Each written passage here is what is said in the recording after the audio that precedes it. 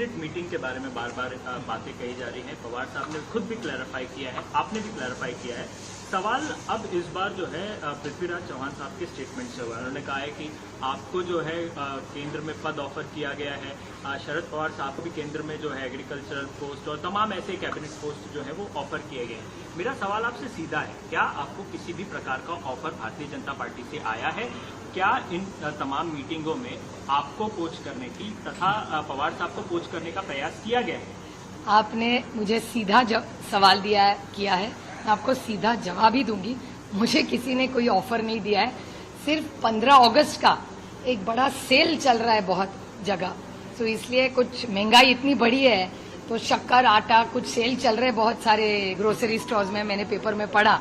वो ऑफर मुझे पता है, बाकी कोई ऑफर मुझे कांग्रेस पार्टी के लोग इस प्रकार के बयान क्यों दे रहे हैं? आपके अलायंस पार्टनर है, कंफ्यूजन क्यों क्रिएट किया जा रहा है? क्या जानबूझ के ऐसी बातें की जा रही है?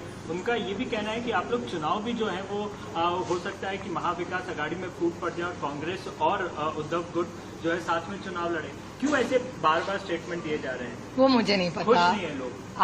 आपको उनको ही पूछना पड़ेगा, क्योंकि न पवार साहब ने न मैंने कुछ स्टेटमेंट किया है। जो कर रहे हैं उनको ही पूछना पड़ेगा, क्योंकि मुझे इसके बारे में कुछ पता है। विजय वडेट्टीवार ने आज साफ तौर पर कहा है कि एक ऑफर आया है और अजित पवार की दादा की मुलाकात लगातार इसलिए हो रही है क्योंकि वो शरद पवार दादा सर को मनाना चाहते हैं। तो क्या आपको लग रहा है कि ये जिस तरह से लगातार, क्योंकि कांग्रेस के साथ है, मुख्यमंत्री महाविकास अघाड़ी है ऐसा?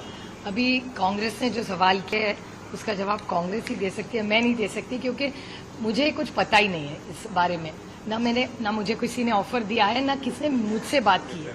So I can't comment on something which is hypothetical and I don't know. Don't you think that there is a lack of communication within the Mahavikas Aghadi? Because the Congress party people are time and again making statement on Nationalist Congress Party. Why there is a need to comment on the alliance partner?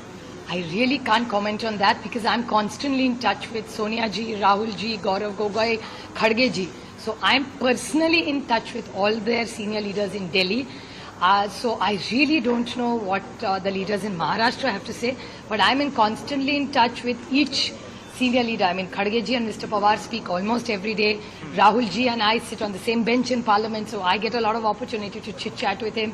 Sonia ji fortunately sits right in front of me, so I get a lot of time together to discuss a lot of important issues, and she's very, very kind and indulgent while talking to even junior people like us who are members of Parliament. She's very, very indulgent with her time with us.